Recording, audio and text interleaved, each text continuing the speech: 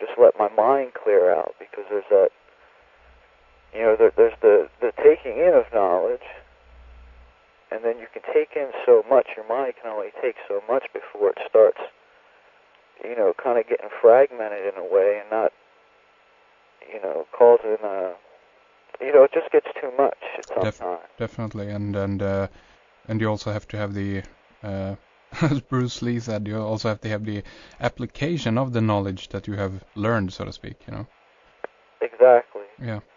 Yeah, and that comes down to, I think just how we live our lives. What kind of companies do we support? Where do we buy our products from? Mm-hmm. I mean, sure, there's some things that we're going to need to live life, but also feel at the same time, if you don't really need it, and it's one of their corporations or companies, and you're knowledgeable about it, then don't support it. But at the same time, I have no problem of using something that they're providing, in essence, to use against them. That's interesting, yeah. That's how it's going to go. But I also feel that with all this knowledge, definitely people need to take breaks and kind of let it settle. Yeah. Give it a time to process. Yeah. That's extremely important. Definitely. The Internet has definitely, I think that's one of the downsides of the Internet, that can be too much at one time. There are the pros and cons of the Internet. And that's another reason why I like books, is because books, certainly, there's a spiritual nature to books. And there's a quality at least when I'm reading a book, that I connect with the information on a whole other level than I can when I'm reading something off a screen over the computer. Yeah, I totally agree. Yeah, I feel that there's a spiritual quality to books that the Internet or a computer just cannot capture.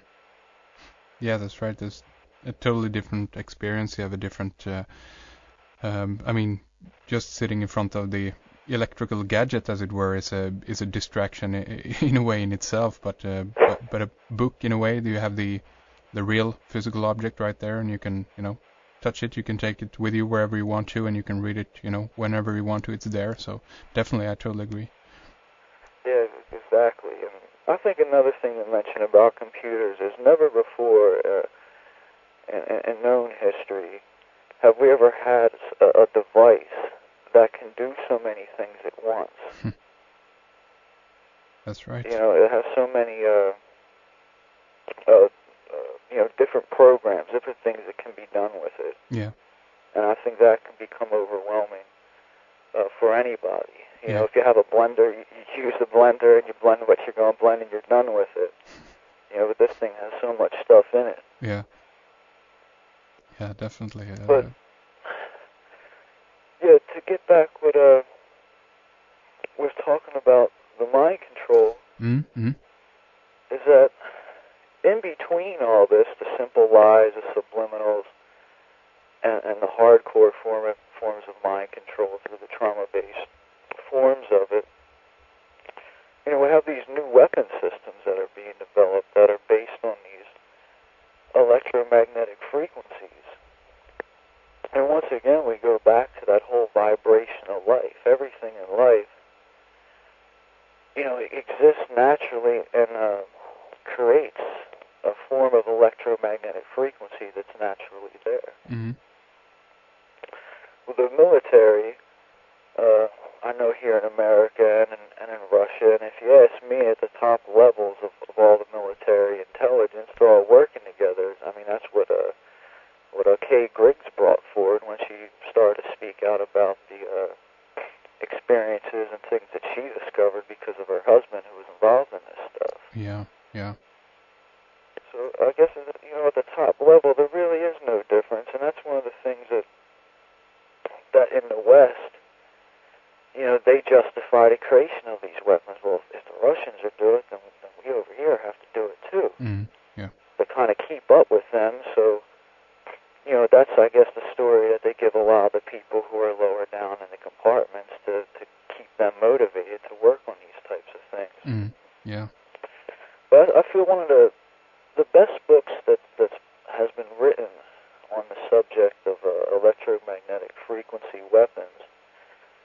Dr. Nick Begich's Controlling the Human Mind. He really took all the information and put it together. I want to read here from the first chapter of this book that it's called The Roots of the Technology. And it's one subsection called The Energy of Life. This is like a foundation understanding of how these weapon systems work.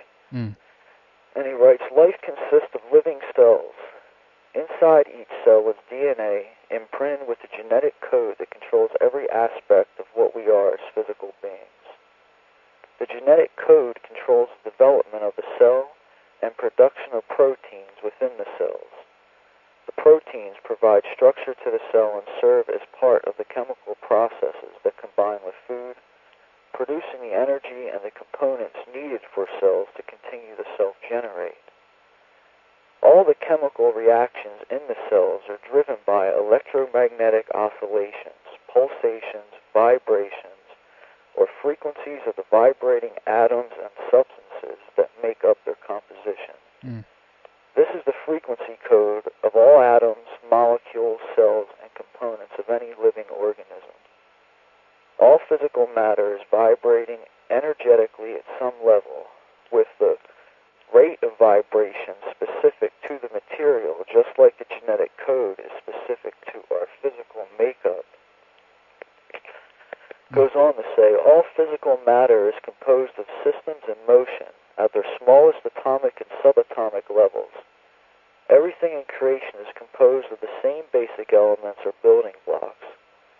But in their unique combinations, they have the individual fingerprint of a resonant frequency. When a substance's natural vibration rate encounters other energy sources vibrating at the exact same rate, there's a transfer of energy between them that results in a biological reaction. The resonating material is coupled or joined with the energy source, which then directly impacts the targeted material. This will help explain some of the new technologies described in this book operate when energy in certain forms is directed at people. The resonant frequency of a substance is defined as its vibration rate under its normal and natural condition. When a material is activated by interaction with another source of energy at the same resonant frequency, a more powerful and intensive response occurs. If energy is pulse modulated into the substance, a significant change can be created in the codes of the human body, which is why resonance is such an important part of any of these discussions. Another very important discovery in both electronics and physiology were liquid crystals. In electronic circuits, these types of crystals respond to energy so that they go from transparent to opaque or change their character in other ways. In living things, liquid crystals also exist as organic molecules and have characteristics of both solids and liquids. Inside and outside of each cell are liquid crystal organic molecules that will resonate with any outside source of energy where there is a frequency match. They will begin to vibrate at higher states of energy when an outside source is introduced, just like in electronics when a radio station transmitter or home receiver frequencies match. Another example is when a singer hits a certain musical note. A substance, in this case a crystal glass, begins to vibrate in harmony and sympathetically with the resonant frequency of the singer's voice, at such a high enough level of energy that it causes the glass to break into pieces. The energy charge on the inside and outside of the cells can also be manipulated in various forms to change the liquid crystals, sort of like living microcircuits. He goes on to say, all processes that build up and break down the cells and chemicals of the body are controlled by electromagnetic oscillations. The metabolic processes are processes that can be influenced through applied external energy sources of low power when they share the same frequency codes. When the laws of physics are applied to materials that make up the human body, a much different set of possibilities begins to emerge.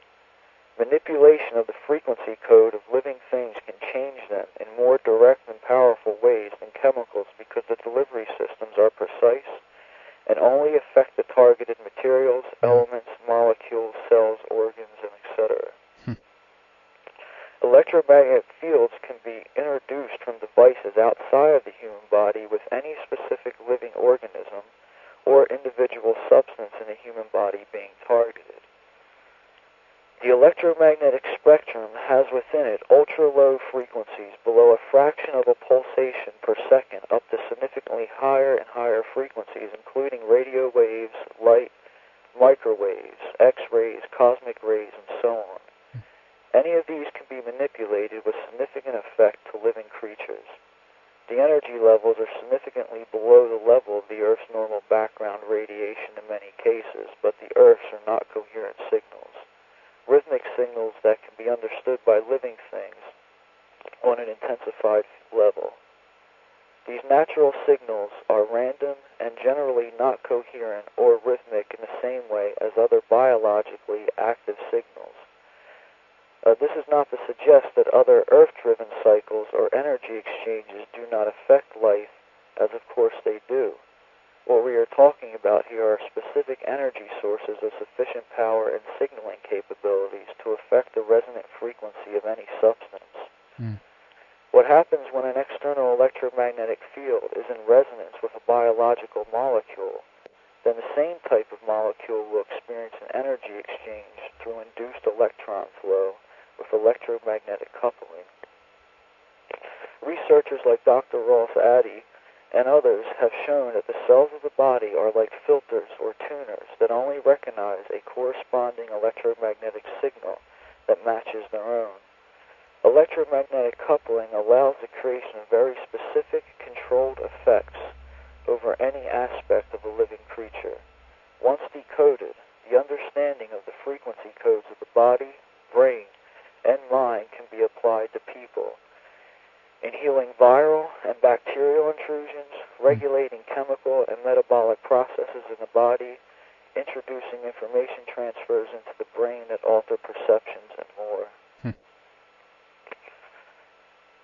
Yeah. So that gives you a basic understanding that, you know, there's this whole new science that's coming around and getting this understanding of the electromagnetic frequencies that operate in life. Yeah. And these have become the new targets, if you will, or the new types of delivery system. Yeah, exactly. That are being used to actually affect human beings, and they're being applied, you know, for military applications. The same thing that these weapons are based on can actually be applied for medical purposes as well. I mean, so there's that two sides of the coin. They could actually heal bones with these types of things. Get the frequency of a certain virus and send that frequency towards that specific virus and actually eliminate it. The actual death frequency of it. Yeah. But with the creation of these weapons, the new target is now the human mind. And the body on a, you know, on the organic level of certain organs, the heart, stomach, anything. Yeah. You know, even down to the cellular level, I believe. Yeah. With some of my experiences of what I've been through been through with these types of weapons. Yeah, having these things used on me. Let's go into that a little bit, because that's fascinating. I guess you know, when speaking of these, you know, that the electromagnetic frequencies can be you know, applied in such a way. I guess one of the first questions that comes to mind is,